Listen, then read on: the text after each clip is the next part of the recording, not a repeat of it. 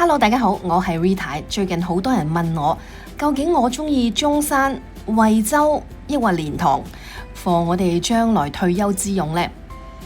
我會話鹹魚白菜各有所好，唔同人有唔同嘅需要，每個人嘅喜好、追求或者係價值觀都不盡相同，所以只係要滿足到自己嘅需求，生活節奏呢，咁就應該係你最好嘅選擇。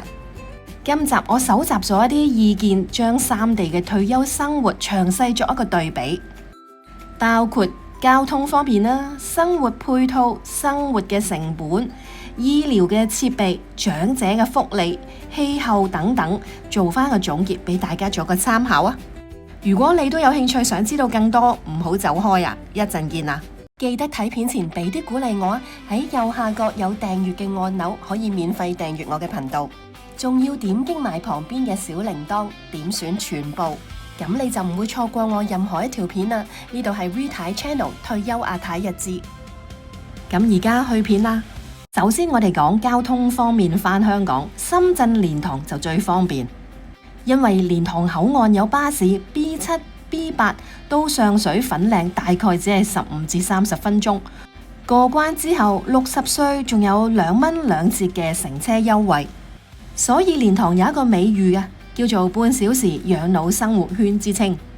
跟住我哋繼續講下中山啦，時間較長，但係選擇好多。當然可以揀高鐵經廣州南轉乘，大概都要2至3個小時。直通巴士經過深中通道或者係中山港搭船，大概係90分鐘就到中港城。選擇都算多。惠州好大，我會揀惠陽區。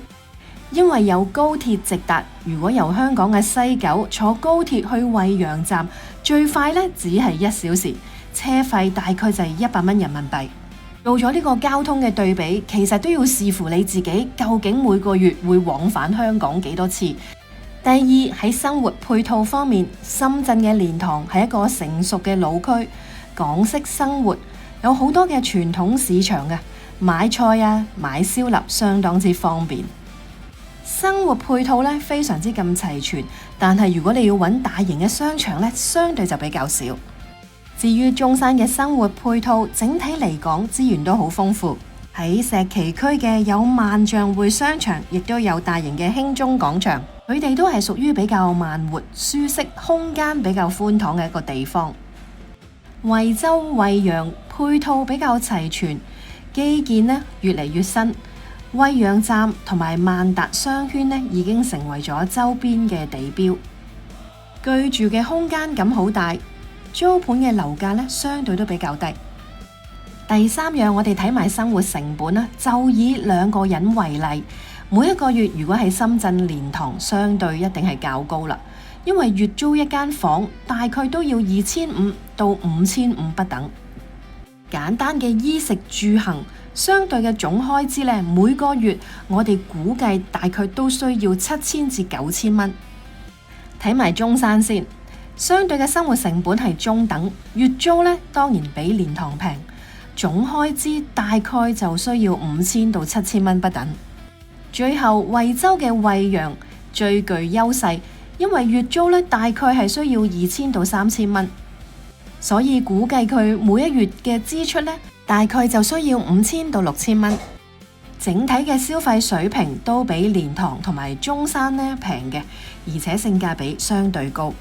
繼續講埋大家關心嘅醫療方面啦。如果喺深圳蓮塘，我覺得選擇相當之多。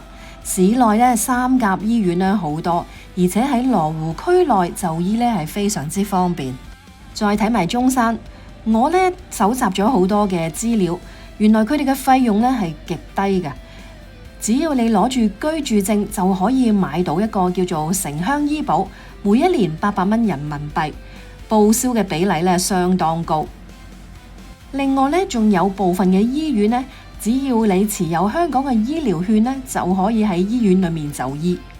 最後睇埋惠州嘅惠陽，原來呢個呢大家要注意，日常嘅門診呢，簡單嘅可以處理。但係如果要講到專科覆診啊，或者有啲重大嘅醫療需要嘅話呢，咁就要留意下醫院嘅距離同埋交通時間啦。而且喺惠陽區目前呢只有一間嘅三甲醫院，叫做惠州市第6人民醫院。之後我哋講下長者嘅福利啊，如果喺深圳蓮塘，福利就最好啦，因為60歲以上嘅可以申請宜蓮卡，免費去乘搭深圳嘅公共交通地鐵。至於中山同埋惠州惠陽，只要你係合資格嘅香港居民，移居去呢2個地方，就可以申請俗稱嘅生果金嘅高齡津貼，可以透過香港社會福利處嘅廣東計劃，係方便移居廣東省嘅合資格長者，而無需每年返港居住，亦都可以領取津貼嘅。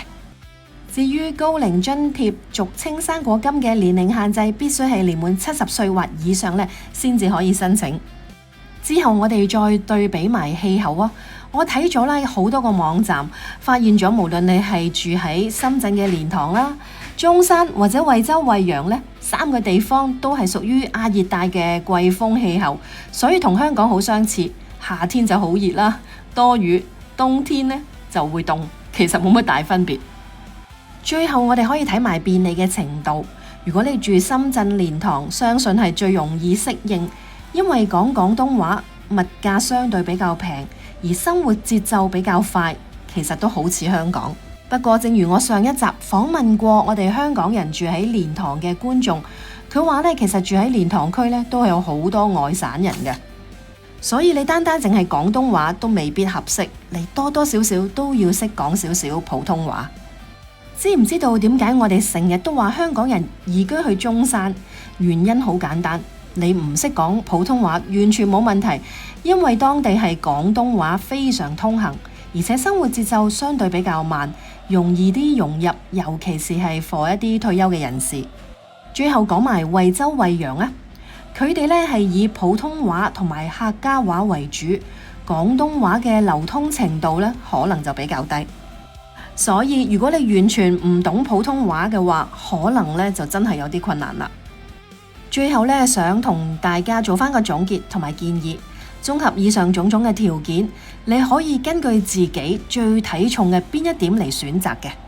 如果你選擇深圳蓮塘，我會覺得你係追求嗰種便利，同埋非常之頻繁往返香港就最啱。如果你想跨境養老又唔脫離香港嘅生活圈，蓮塘絕對係首選。不過你嘅代價絕對係生活成本同埋租金最高。如果你想平衡成本、語言同埋生活節奏相對都比較舒適嘅話，中山絕對係你理想嘅地方，因為佢哋地方比較寬敞，而且又可以喺講廣東話嘅環境中裏面慢活，所以中山真係好受歡迎嘅。但係大家要注意，佢交通時間相對比較長啦，係適合一啲不頻繁往返香港者就最啱。最後，如果你係追求極致嘅性價比高同埋有空間嘅話，惠州惠陽就最啱你，因為佢預算有限，想用最低嘅成本換取最大嘅居住空間。